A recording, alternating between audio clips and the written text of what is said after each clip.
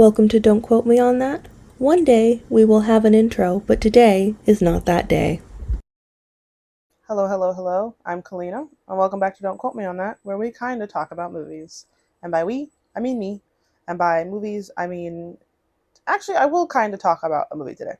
So, I'm alone, as you can tell, and as I've told you many a time, I cannot talk for an hour by myself. It makes my throat hurt. So, short and sweet. My birthday will be after this episode comes out, so I'm considering this my birthday episode. And so I decided to talk about what did I decide to talk about? Oh, I'm turning 26. So I thought it'd be fun to kind of just look over or review, chit chat, discuss, whatever, 25 pieces of media that have gotten me up to and through the age of 25. I wanted to do this episode before I turned 25, but I didn't. So here we are now. So I've got a little list of 25 pieces of media here, ranging from movies, music, albums, like specifically songs, books, big book girl I am, um, TV shows. I don't think I said that. They're in no particular order, but I'm gonna try my best to like discuss them in like chronologically in terms of like when they were significant in my life. But if that falls apart at the end, it falls apart in the end. I'm sorry. So, to begin with, I feel like these two movies go hand in hand. I can't really talk about them without the other, and that is Spirit, Stallion of the Cimarron, the horse movie, and the live action Peter Pan from 2003. The reason these two go hand in hand is I had both of these on DVD, so I just could play them to my little heart's content as much as I wanted. And even as I got older, like I had a TV in my room that wasn't connected to cable or anything, but it had a DVD player. Pop those bad boys in, and I would just like I don't even. It's not so much I remember watching those movies, but I just remember them being absorbed into my brain. You know, if that makes sense. The first was Spirit, Stallion of the Cimarron. Watching it back as an adult, like I didn't watch it for a few years, I'd say, and then I made Eleanor watch it with me. I don't know, like maybe 2 or 3 years ago, about. And Eleanor finished the movie and went, "Oh, like a lot of things about you make a lot more sense now." It's about a horse, a stallion, if you will, gets separated from his herd. What's a group of horses called? His herd, for herd, for lack of a better word. I don't think that's right though. Gets not so much separated, gets stolen from them. Yes, stolen from them by American settlers. They try and break him. It doesn't work out. They've kidnapped a Native American as well. They escape together. And he kind of basically learns the power of working together, but also not giving up your freedom and independence. There's the broad strokes of it, comment on American settlers and colonialism and all that as well. But I think it's a great movie. I think in a way, every little girl at some point in their life is a horse girl. I wasn't a horse girl that had horses or that was annoying about it, I don't think, but I loved this movie. I had horse folders, I remember, in school, just like, different one for every subject. So things like that. And it's one of those things where I, like, as a young kid, I obviously wasn't watching it for these messages of independence and, raging against the machine and what have you. But as I've gotten older and like rewatched it, I can see how I internalized those things. And I think there's worse things to internalize. So I'm not mad about it. So, Spirit. Second one kind of goes hand in hand just because I had the DVDs is live action Peter Pan with Jeremy Sumpter. I was in love with him. I wanted Peter Pan to whisk me away. I really like was attached to this idea of never growing up and not so much I don't think like I thought being old was scary, but just like and it's crazy because I don't think I loved being a kid either. Like I was a pretty isolated. I don't want to say lonely, but like I kept to myself. I was like, yeah, I was a pretty like singular kid. And I was like an only child for 6-ish years before my brother came along. So I just thought it was really funny that I was like, I need to cling to my childhood like in the way Peter Pan does. But I think the idea of like going off on an adventure and being a little bit lawless appealed to me because I would say probably a goody two shoes teacher's pet sort of kid. And I just think anyone could watch this movie and appreciate it. I think it's like visually it's a very stunning movie. There's a couple scenes I can think of that are just like colored so brilliantly, but like we're going off to this magical land of Neverland. So like it's very green. They're in the like at some points they're in the sky and the clouds and it's very pink and just vivid, just beautiful colors. And it really helps I think convey the story as well. Also, I think it's really cool because Jason Isaacs plays Captain Hook, but he also plays Mr. Darling, like the kid's father, and like the dichotomy of those two characters I think is really cool. But I just think the law, like I said, the like kind of lawlessness, for lack of a better word, because I keep using it, and the appeal of never growing up, getting too youthful forever, seemed fun, but also visually very nice movie to watch. When I was younger, I remember I used to freak out in the middle of the night, like couldn't sleep because I was like, oh my God, my parents are going to die one day. And I would like go to my mom and I'd be like, you can't die. And that used to cause me like a lot of anxiety. So maybe with some like, hindsight 2020, that kind of is the reason I attached myself to a story about like being a kid forever. I wanted a Peter Pan tattoo for like ages, and I'm kind of glad I haven't gotten one and like I grew out of it, but at the same time like I wouldn't be if I could find an idea that I think is cooler than the ones I had, which was like just get a silhouette of Peter Pan flying to Neverland. If I could come up with an idea or work it into an idea in a more mature, cooler way, I probably still would get it because not that I don't want to grow up anymore, but it was a significant part of my childhood and I think the way I interact with the world and view the world and view aging specifically. So, Spirit and Peter Pan are the first two on my list. The next on my list is an album, and while technically this predates my Spirit and Peter Pan days, it's harder to articulate my feelings about it when I was younger. But the next on my list is Hell Freezes Over by the Eagles, which is a like live performance they did on MTV. And this is essentially like the first bit of music I remember ever hearing in my life. Hotel California off of this album is the first time I remember being conscious of music and enjoying it and like wanting to seek it out. Like I replayed this CD so much and like specifically the Hotel California track that it like started to skip because it just like it got scratched from how much I used to play it. But this is something my dad introduced me to. And again, it's one of those things that like I wasn't aware till years later that this is an album my dad had and loved and like played and I just kind of attached myself to it. It was just like I feel like I woke up one day, I don't really think kids are conscious or conscious. That's a hard word. Kids are conscious are really aware of things till probably like 4 or 5. I feel like it happened a lot later for me, but this is the thing that I would be like, for all intents and purposes, I popped out the womb, eyes opened. This album has been playing in my head ever since, essentially. I think we all know I love Hotel California. I have a Hotel California tattoo. The Eagles are my favorite band of all time. I'm in there like they're like my top artist on Spotify every single year. I think I'm in like top 0.001% of listeners, which is a feat. I do listen to a lot of the Eagles, but I also think it's like not as hard as like being the top 0.001% listener of Harry Styles because like I just don't think they're getting the streaming numbers to for there to be a lot of competition. But love the Eagles, and this album more of a retrospect thing, but I think captures everything I love about the Eagles.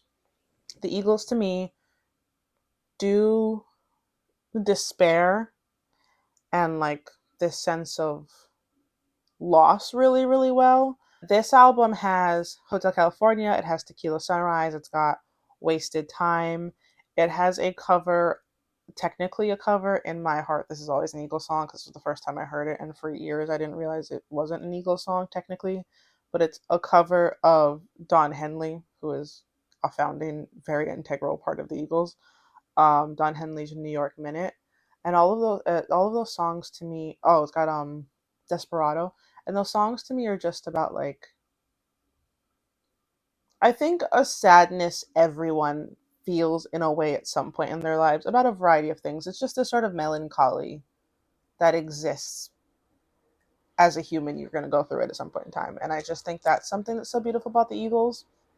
And I think the best example of this is Take It to their song Take It to the Limit, because to me that whole song is not like hopeful per se, but it's kind of like, listen, you got to basically it's like their version of like you got to full send it every time, you know? Life's not always going to be easy and fun and great, but full send it. So, I really like those concepts. I just think it's a beautiful album. Hell Freezes Over is their best work. I am a little torn as I've gotten older and like been more intentional about listening to the Eagles. I do think their Desperado album is very, very strong. I love the whole concept of and like theme of the Doolin Dalton Cowboy Gang. Hell Freezes Over still clears. If you have not listened to Hell Freezes Over by the Eagles, pause this, go check that out, come back to it. I also really like it because you get some commentary throughout it, because obviously it's a live performance, and they chit chat a little bit about like the long hiatus they took. They're like, we didn't break up, we were just like taking a 14-year vacation or whatever. So like I think it's nice and refreshed that they're coming back to it after so much time. I think we've talked on the show a few times about like bands and depth, and like obviously as you get older you get better, but being able to tap back into like that nostalgia and those like early days is really, really cool. And I think it makes it more powerful with said hindsight, kind of like what I'm doing here. Next, we've got my favorite show of all time. The show, another thing my dad put on. This is another thing I opened my eyes one day. It was basically just my introduction to the world. Is Law and Order, the original Law and Order only. My dad is a Law and Order purist, so I am a Law and Order purist. I have never seen an episode of any other version of Law and Order except for the original, and I intend to keep it that way. It's gone on too long, so like I gotta kind of fully commit to the bit, as the Eagle said, take it to the limit with this one. But I love Law and Order. It also like is very clear. People ask like I don't watch a ton of TV, but something that's always very easy for me to put on and enjoy is a cop show, a mystery show. I love them. I eat them up. I like the formula. Unfortunately, Law and Order is the cause of all of that. Um, I don't think there's much to say about Law and Order. Like I think we all know what Law and Order is. I know SVU is the really, really popular one. I think if you haven't watched the OG Law and Order, it might be a bit, I don't know, drier, I would say, than SVU from my understanding, just because I feel that TV shows that get popular, especially of that sort of serial, do get a little bit sensationalized. Like I think you see it a lot with like those 911 shows, or like Chicago Med, Chicago Fire. It's like, let's be for real. Like I'm sure crazy things do happen, but like aliens aren't falling from the sky every week, you know? So Law and Order is a bit more like run of the mill, but I think it deals with interesting themes and topics. It is of its time, but not in a bad way.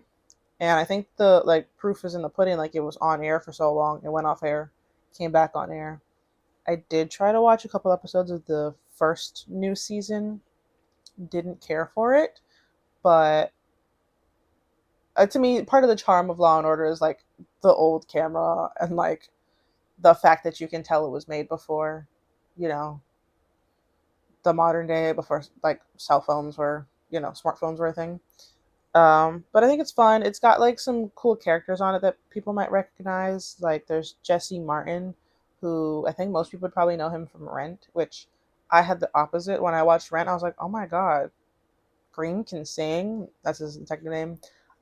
It's got, oh, I don't remember the actor's name, but he plays a detective in one of the later seasons, Cyrus Lupo, and it's the guy from Clueless, like the love interest. Looks very different, equally hot either way. Benjamin Bratt, Light of My Life, Benjamin Bratt, love him. It's a good show. I just think everyone should watch. Like all of these first four things, I'm like, if you haven't seen it, please check it out. It'll change your life in a good way for the most part. You will be like a little odd, but I think everyone. What is it? I saw something the other day that said remember, to be number one, you gotta be odd, twin. So I'm quite happy with where I am right now. Next on my list is a song, which is Lose Yourself by Eminem. Anyone who has spent, I would say, more than 2 days with me knows I love Eminem. Eminem is probably like my, I'd say, third or fourth top artist every year. It's very strange because I don't interact with Eminem outside of his music for the most part. I don't even interact with all of Eminem's music, but Lose Yourself specifically has just like been there for me in times when I needed it. That's my go-to karaoke song. And if you like actually listen to it, he said at the beginning, he says, if you had one shot, one opportunity to seize everything you ever wanted in one moment, would you capture it or just let it slip? Which, now that I'm thinking about it, kind of connects back to the take it to the limit. It's like you just gotta do something. What would you do if like this was your one chance?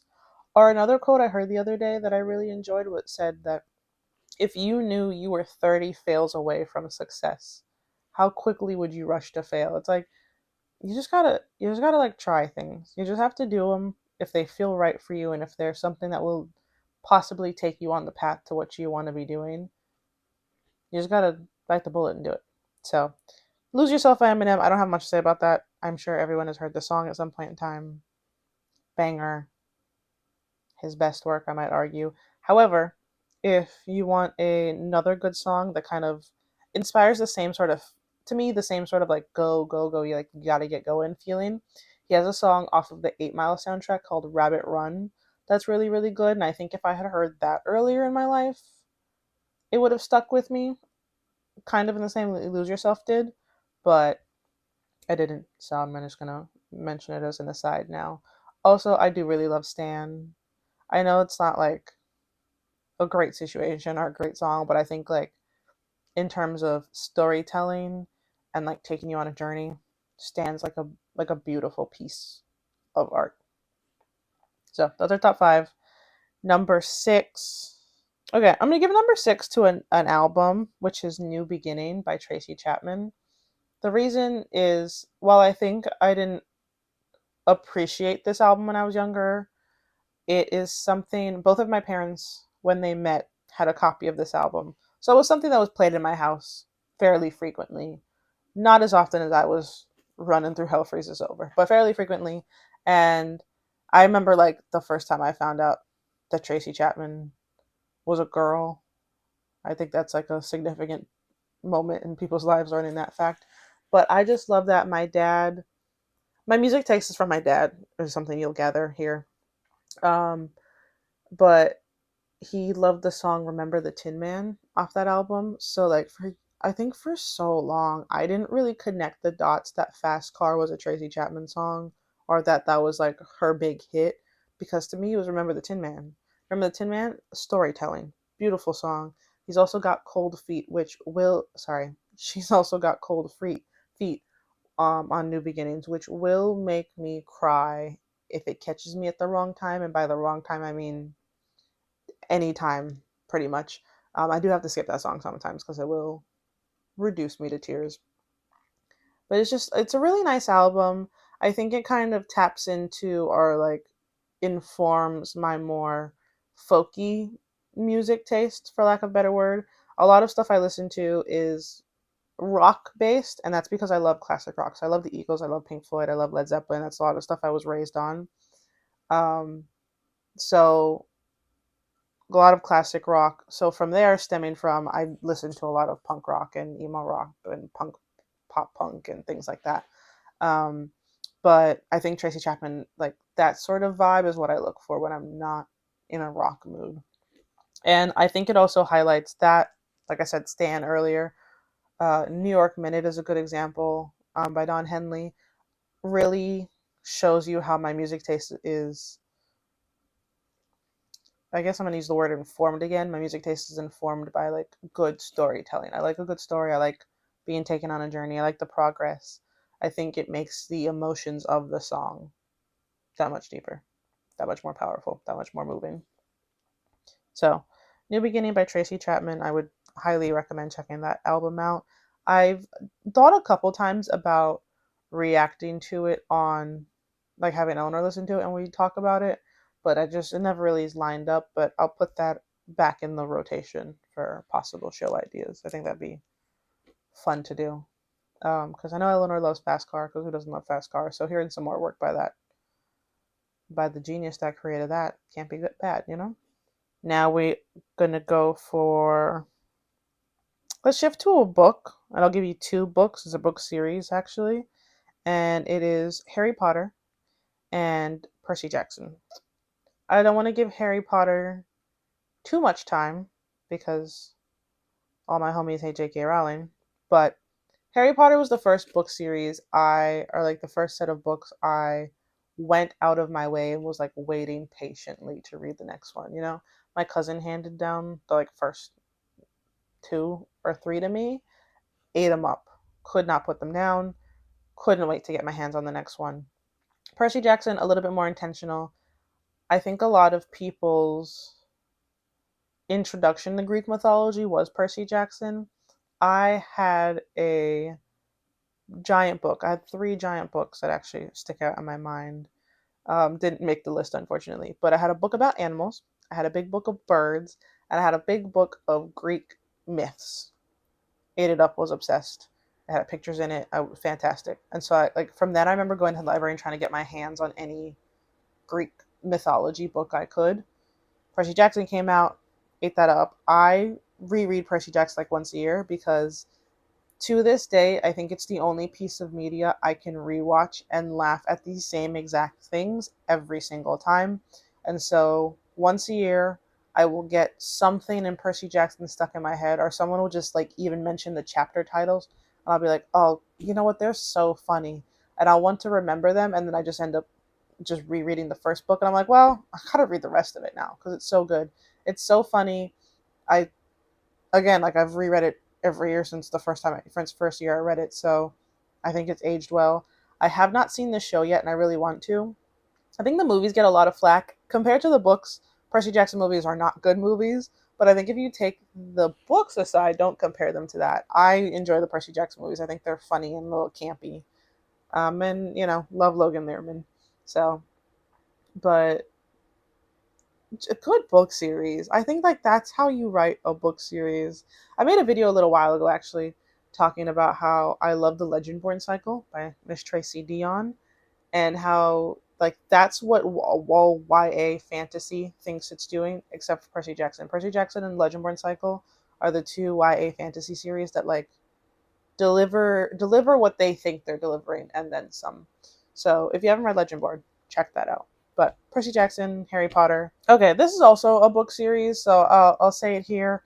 This was, I don't want to say scraping the bottom of the barrel, but it's both significant in my youth and not and significant in my adulthood, but in different ways. And I think the significance in my adulthood kind of made it more nostalgic or significant in my youth, and that's Twilight. I don't watch Twilight. I haven't reread Twilight. I also realized I have not read Breaking Dawn. When Twilight came out, I read them, and my mom read each book first, just like, clear it for me. So she never let me read Breaking Dawn. We went to see it in the movies together. We went to the movie theater to see all of them. So we went to see Breaking Dawn. She like it was like driving. So she like covered my eyes and turned the radio down so I couldn't hear what was going on. And then I don't know, it was like 10 years later, and I was like, I've never read the book, and I'm not picking that up now. I do think I I actually said this to like today or yesterday. I don't think I would have enjoyed the Twilight series if I had been allowed to read Breaking Dawn because I was talking about how my least favorite trope in a book is accidental pregnancy. And like, what do you mean you who did not want a child is keeping the baby that is actively killing you, Bella Swan? I want to talk about that. So I do have a lot of thoughts about Twilight now, and it's what jump started this whole show. So I had to put it in here because without Twilight, there would be no. Don't quote me on that. There would be no Kalina and Eleanor, and what a world that would be. But I just like I get a little insane when I think about Bella and Jacob specifically, and also the Mormonness of it all. and also this idea of like, do you really want to live forever? But in my day-to-day life, I don't really think about Twilight, no. But I will get a little crazy about it for like 20 minutes every couple months. So, but I had to put Twilight in here because without Twilight, I would not be sitting here talking to you. Also, Twilight, I like, again, I get a little crazy about it for like 20 minutes. I love thinking about that little, I think it's a picture of like someone knocking dominoes over. And it's like how 9/11 led to Twilight. And then on a greater scale, 9/11 led to 50 Shades of Grey and like bigger and bigger scales and just kind of like the 6 degrees of Kevin Bacon of it all. I love when media interacts with that in that way. So Twilight's kind of like a good little succinct example of something that I find really, really interesting. Okay, next, and I can't believe I didn't mention this earlier. Next on my list is Anastasia, the movie. Obsessed with that. I think I like I like stories with a bit of like something sinister to them. I do like stories with some sort of depth, and I think because Anastasia is based on a real historical event, it had some sort of depth and like weight to it. And I mean, it was a beautiful animated movie. Definitely another thing that informed my taste in men. Dimitri, the man that you are. And I think it was one of the few things that appealed to the girlier side of like, little Kalina, who was a bit of a tomboy. I still to this day do love a big pretty ball gown sort of dress. And like, you know, I think that was my princess. Everyone had a princess growing up of some sort. Mine was Anastasia.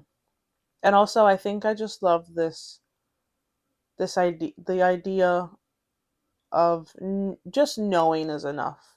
Like just Anastasia's family or her grandmother, I suppose, knowing she was alive and okay and happy was enough. It didn't have to come with the accolades and the rewards. And to me, that's a really poignant thing, which I think obviously I only connected the dots on a little later in life. But yeah, I can't believe that didn't come up sooner. Anastasia's probably up there with like the Peter Pan spirit for me. The only difference is I didn't have that on DVD, so I watched it a little less often. But another thing, kind of, in terms of like, if we're talking about like watching not so frequently but still being significant, is Scooby Doo and the Nanny, which are, I know, very different. But I connect them because Scooby Doo was something my brother really, really loved, and I couldn't care less. But my brother had the Scooby Doo Monsters Unleashed on a VHS. He'd play it before he went to sleep. It would then play all night. He also just like watched it a lot while he was awake. So I would be in my room next to him, or and yeah, our rooms are next door to each other, and I would just hear the same movie playing over and over again. And it got to a point where he was quoting like the movie as it was going on. Then it got to a point where I was quoting the movie, listening to it from a room over, to tell you how often he played it. And now I think I'm the bigger Scooby Doo fan than my brother is. And I think that kind of goes back to like my Law and Order. I love a good mystery show. I like a formula sort of similar. I really like the early seasons of Supernatural because I like the monster of the week. I like knowing, listen, something weird's going to happen. We're going to go investigate. Things aren't quite what they seem. We solve the problem. Everyone's happy. We go home. Slightly higher stakes in Supernatural, obviously. But I like that sort of formula. I like the like and I like having a character that you can kind of put in these different situations. It's almost like a variety. Like to me, it's like a locked room mystery in the sense that, but instead of the setting being the same, it's these characters are always the same. And just like what other wacky situations like can they get into with a talking dog that like you couldn't get into in real life and all these fun things. And I watched a lot of, I think my brother watched more live action Scooby Doo than I did. I watched a lot more like the old Hanna-Barbera animated Scooby Doo. And when we were in college, Ellen and I used to watch Scooby Doo in Irish on the TV. We didn't pick up a lick of Irish, but it was one of those things again. I'm like, listen, we all know what the plot of a Scooby Doo episode is. We could follow this well enough without knowing the language. So it was a fun little way to like pretend we were practicing. Irish. Not that we needed to. To this day, I'll sometimes watch Scooby Doo in French when I'm on my French kick, which should be all the time. Someone please tell me to get on my French kick. But Scooby Doo, I paired that with The Nanny because The Nanny wasn't something I actively watched, but for the brief period of time I did have cable and I would be up late at night for whatever reason, The Nanny is just a show that reruns on TV. So I think I've seen a very good chunk of that show without having watched it in any sort of order. And I guess a little bit like Anastasia, The Nanny appeals to that girly side of me. I love how she dresses. I would love to dress like that. Not in the cards for me, unfortunately, just because that's not the style I revert to. But I love that, and it's just one of those things that's got some charm. I can't really explain what I love about it, but The Nanny to me is like very indicative of like a few years in my life of like just being up late. It's on the TV, something consistent. I look forward to without like looking forward to. So where are we? I don't think we're halfway yet. I'm going to shift to musicals because I got two musicals on here, so I'll talk about them. And that is Heather's the Musical and Little Shop of Horror. I went to performing arts middle school. I was put in theater class. Loved it, but I ended up doing the tech side of things, which I was absolutely obsessed with. And Little Shop of Horrors was the first big like production. It was the first musical I got to stage manage. I stage managed Little Shop of Horrors. Yes, ended up loving the show. I thought it was just so. In terms of shows, it's like exactly what I want. I think we need more rock musicals. I think it's got a message without being too heavy-handed. It's like a fun musical with some like with like a strong message behind it if you listen closely enough. But at the end of the day, it's just fun and ridiculous, and we need more rock musicals. Also, Little Shop of Horrors on Broadway lately has been doing like a lot of fun stunt casting. Thomas Doherty is in there right now. They had Liz Gillies and Milo Manheim like a few weeks ago, and I just think it's a fun show. I just think it's a really really good show. But it was like a really significant period for me because I really enjoyed doing tech, and it was like I was like waiting. You got to like pay your dues. I had been assistant stage manager for something. I had stage managed a play. I had done like the lighting for something else. So like this was like I was like, okay, finally I'm in charge, and I ended up really enjoying the musical, not having known anything about it before then, and it kind of was a key significant moment in my journey to loving musicals like I do now. And then I put Heather's on there because Heather's was the first musical that I hadn't heard of in school that I just really like got attached to. I used to watch Heather's probably 3 4 times a year. I just was obsessed with it. Um, Another Disney guy, Ryan McCartan, was in that. Um, I just think it's fun. I really like the movie, but it's one of those things where like I genuinely think Heather's the Musical took it and elevated it to a level. And that's another thing, kind of like Twilight, that I will get really insane about for like 20 minutes every couple months, and the rest of the time now I'm fine. But those two shows really remind me of like what I love about theater, and remind me of like the first times I experienced the magic of that form of expression. Slightly related, but not at all, but I'm going to call it related because I can, is She's the Man. I put this on here not so much because She's the Man was super significant to me, but I think that's one of those things that, like, looking back in retrospect, I see how this informed some behaviors of Kalina. Um, and actually, I'll pair She's the Man with Dilse, which is a Bollywood movie. The reason I'm pairing these two, She's the Man. I, again, mentioned Kalina growing up was a bit of a tomboy. I would argue still is now. And the first play that I stage managed was actually Twelfth Night. And She's the Man is a retelling of Twelfth Night by Shakespeare, where this girl kind of goes undercover as her brother. That's the long story short of it. And just like girls can do anything guys can do, but in a fun way.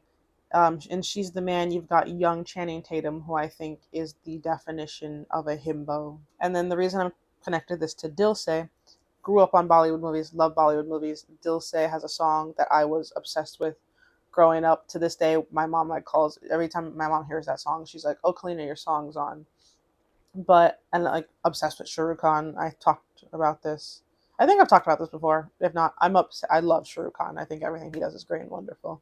Um, I'm really trying to expand my Bollywood palette beyond Shurukhan movies, but he just, he's the goat. If you know, you know.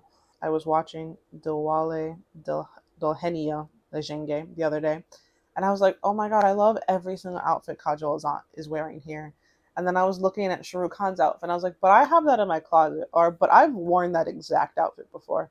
So back to like I internalized, like the things I internalized without realizing. So that's why I'm connecting my Dilse, and she's the man. And also like I like a good Shakespeare retelling, or kind of like back to Anastasia, like a good history connection in a fun way that you like if you don't even realize it's happening is just so fun. And like I think it makes it that much more enjoyable when you are aware of like the hidden meaning, or like what's the underlayer. So there's that. We've got these the rest that I have on this list are like later things, so a little bit easier to breeze through. But we've got um Ocean's 11, which I put on here because I like a ragtag found family criminal sort of story. Kind of back to, funnily enough, back to cop shows and mystery shows.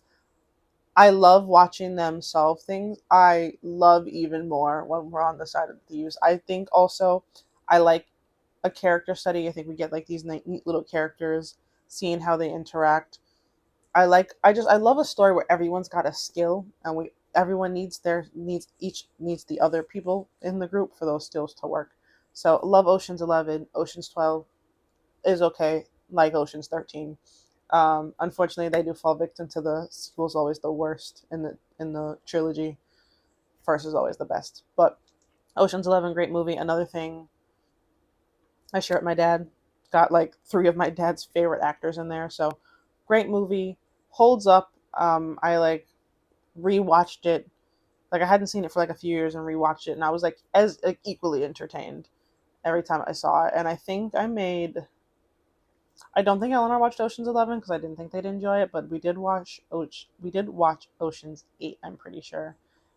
Ocean's 11 is still better, but I do like Sandra Bullock. So next we have Big Eden. Not so significant in my media journey, but I just love that movie. Like I would say it's probably one of my favorite movies of all time. If you ask me for my favorite romance, I would say it's Big Eden. And it's just like soft and tender in all the nicest ways, and like it was a really surprising pick. Eleanor and I watched it for Pride Month a couple years ago to talk about on the show. And so like I went in kind of blind. I knew the gist of it, but it just like to me, Big Eden is my Brokeback Mountain. I wish that got the love Brokeback Mountain did. I understand why the latter is significant, but I think it's so nice to have a queer love story that's happy. The movie does like Big Eden will make you cry, tug at your heartstrings, but it's overall overwhelmingly a hopeful, happy story, and I think it's really beautiful. I just think it's a really well done movie as well, and I kind of want to move to the mountains in the middle of nowhere and live in a small town when I watch it. So Big Eden. Oh, I can't believe I didn't mention this earlier. Actually, I'm so sorry. Next on this list, I have a flair for the dramatic, which is the Pierce the Veil album. Speaking of Pierce the Veil, I'm gonna go see them next week, which I have been waiting for since probably 2010. So I'm very excited. A Flair for the Dramatic is my favorite Pierce the Veil album, though. Pierce the Veil is my number two artist on Spotify everywhere. Love them. Think they can do no wrong. I love rock music. I think they have evolved in a really, really interesting and, for lack of a better word, accessible way. I feel like some other bands had these middle periods that like I fell off of them. Like I got into Sleeping with Sirens first, which is how I got into Pierce the Veil. Dropped off of Sleeping with Sirens like long, long time ago. And like I like some like I like a song from them here or there. Pierce the Veil, I feel like this, at least for me specifically, has been consistently listened to throughout this whole time, and they've had like definitely had a resurgence lately. I think their older stuff is best. I think they did their big one with a flair for the dramatic, kind of like Panic at the Disco and A Fever You Can't Sweat Out. Can't go wrong. You did it right the first time. But good album. Good album. Good band. I'm just so excited to go see them. I was a sad emo little girl. I've said it before. I'll say it again. And, there's that quote of like, the stuff you listen to at 13, 14, 15 will haunt you for the rest of your life. And it does in the best way. And Pierce the Veil is that for me. What else have we got here? Oh, we've got Want, the album by 303. This is just a me and Eleanor thing. Eleanor and I have matching tattoos for a song off that album. 303, I think, helped me fall in love with, like, I don't want to say pointless media. I think 303 can be really deep. I think they serve a very important function in the spirit of music. Their songs are a little ridiculous. They're fun. It's club music, right? It's club festival music. But it's something that connected Eleanor and I. It's something that like kind of opened my eyes to like not everything really needs to be that deep all the time, but also that sometimes it can be, and it can still be fun and enjoyable and campy and lighthearted. So love 303. Never thought in a million years I'd have a matching tattoo with someone. I never thought in a million years I'd have a color tattoo. I have both. We got, they're ridiculous. They're not important, but want. Love it. We've got Sabrina, which is a Audrey Hepburn film. Long story short, my pipeline for getting into Pierce the Veil is went to theater class. Ended up really, really liking Audrey Hepburn. Watched a bunch of Audrey Hepburn movies. Listened to If I'm James Dean, Then You're Audrey Hepburn by Sleeping with Sirens. Obviously, the King for a Day with Pierce the Veil. Here I am, Pierce the Veil fan years and years later. Still an Audrey Hepburn fan. Love her. I have quite a few of her movies on DVD. Sabrina was one of them, and that was the one I kind of like connected with the most. Now, I debated putting Funny Face on here instead of Sabrina because I watch Funny Face pretty equally. But Sabrina, another one of those things I think like Audrey Hepburn movies appeal to the girlier side of me. And I think it's a beautiful movie. I also picked Sabrina over some other Audrey Hepburn films because I really enjoyed Ye Dilagi, another Bollywood movie with Kajol, which is a retelling of Sabrina. Didn't put that on here because one, Shahrukh Khan girl through and through. Two, did not love the younger brother in Ye Dilagi. They made him like I think way more of a creep than he was in Sabrina. Um, but I think it's a good story. I think it's kind of like a silly little story. Probably wouldn't mention it in general as like if people ask me what Audrey Hepburn films to recommend, but I think it's something that like on paper I don't think I'd like it, but I really enjoy it and I will sit down and watch it every single time. So let's see where we're at now, right? We've got 1, 2, 3, 4, 5. Okay, we've got 4 things left to talk about. So we've got the Goes Wrong show. This is another thing that I can watch and laugh at very, very often, although less, not so much as with Percy Jackson. But the Goes Wrong show is about a group of like this drama troupe, and they put on plays every week, and like nothing goes right for them. Stuff gets set on fire. Their sets get built like backwards or like too small. They're like they're just ridiculous. It's so fun. I love it every single time. I think I've made every single person that has come to my house for more than an hour watch it. I think it appeals to like the techie side of me. My favorite character in there is the stage manager Trevor. He's Scottish. Love him. He's like in the back, just walking around in the background half the time. Great show. If you have Amazon Prime or it's on YouTube with like ads, The Goes Wrong show, definitely check it out. I got into this because of Peter Pan because I saw a clip on YouTube they did called The Play That Goes Wrong. They were doing it like the Olivier Awards or something like that. And then I saw that they had Peter Pan Goes Wrong, which they just did the entirety of Peter Pan. But like the bunk beds kept falling and crushing. The lady playing Mrs. Darling was also playing the maid, and she kept like couldn't costume switch in time. It's just absurd.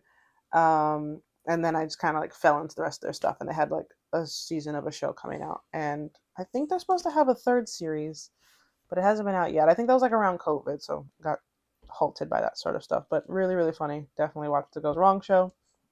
Then I've got what have I got for you next? Something in the Rain by not by. Something in the Rain is a K-drama. Wrote this down because it was the first K-drama I watched, and it was the first. Like, now I kind of look for them. It was also pretty significant for me because I'm not a big romance girl. Really, really enjoyed it. I thought it was really sweet, really enjoyable. And so I've watched a few K-dramas since then. I watched Business Proposal and I watched My Demon. And I really want to watch one. I don't remember the name of it, but it's got the like second guy from the second couple in Business Proposal in it. He's like an idol that accidentally swaps bodies with like a K-pop idol. If anyone knows what I'm talking about, please comment down below where I can watch it because I would really love to check that out. But Something in the Rain was the first K-drama I watched.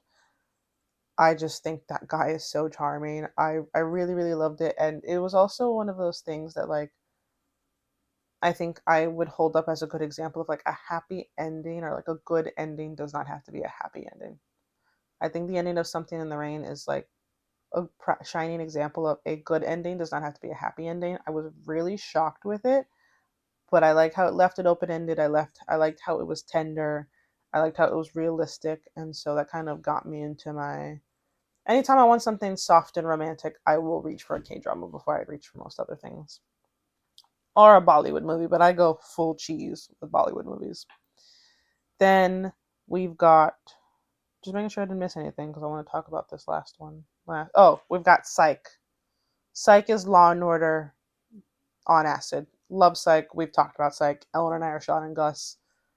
Great show, hilarious. Very similar to Percy Jackson. I will laugh every single time. The episode where Gus comes across his dead boss and messes up the crime scene and then asks Sean to help him fix it and they just make it worse will have me crying tears every single time. If it's on and there's someone else in my house, I will make them sit down and watch it with me. I don't think they enjoy it. I have a fantastic time. So, Psych, appealing to my cop show love. Last 25th and final piece of media that has gotten Kalina to 25. The Only Worlds We Know by Michael Lee. This is a book of poetry. I put this on here because I had a spoken word phase for a really long time. Not that I did it, but I just would watch a bunch of spoken word on Button Poetry. If you know, you know. And so I return to it every once in a while. Less frequently now. It used to be like every month or so, and now it's like longer stretches in between. But every once in a while, I get a good craving for a poem I heard before. I like reference poems I've heard in conversation. One of them, a really, really good one I love, is by Javon Johnson, I'm pretty sure. And it's a letter from Michael Jackson to Justin Bieber, which does not go the way you think it would. Really good. And he also does like the last letter from Malcolm X to his oldest daughter or something like that. But we have The Only Worlds We Know by Michael Lee, which is my personal On Earth We're Briefly Gorgeous by Ocean Vuong. I wish The Only Worlds We Know got that hype. Michael Lee writes a lot about, he's like I think Norwegian American poet. He writes a lot about addiction and loss. The first poem I ever heard from him was, I think it's We're Golden. He does it like a college, there's like a college performance, and he's talking about this kid he knew growing up playing basketball whose mother was like schizophrenic and killed him, and how obviously that affected a lot like the way he does things. And so he writes a lot about that loss. He writes a lot about addiction. He was addicted to drugs for a while, and like recovery, and how there's a part of you that kind of always wants to go back to that. And there's a really, really powerful line in one of his poems that he said, it talks about like pain and misery, and he says, but it's like that pain and misery is mine and I could do what I wanted to with it. It's like that sort of idea. Beautiful speaker. He's such a beautiful writer. He's a beautiful speaker. I wish this was like plastered across bookstores around the world. Like, The Only Worlds We Know, if you do nothing else from this video, go read The Only Worlds We Know by Michael Lee. It's a beautiful piece of work. I just wait with bated breath to see what else he does next. He noticed me on Twitter one time, which is my claim to fame, I think. But I've been here a little longer than I had expected. All in all, I've had a very good 25 years, I think. I think media is something that, I mean, I studied it in college, so like obviously it's pretty important to me. Um, I I think it's a very very powerful very very powerful tool, and I'm very grateful that you sat here with me. I'm very grateful for these 25 pieces of media that have made me the person I am. I mean, I'm sure I could make a list of 100 if I thought long enough of just things that have kind of puzzle pieced the Kalina that you know and see today together. So, thank you for being on this lovely little journey with me. I will be back next week, hopefully with Eleanor. Comment something you think should be my 26th piece of media to get me through the next year. Thank you very much for tuning in. I will see you next week. Check us out on all our socials, they'll be linked down below. Good night, and oh, and in case I don't see you, good afternoon, good evening, and good night. Thanks for listening. Don't quote me on that. One day we will have an outro, but it's not today.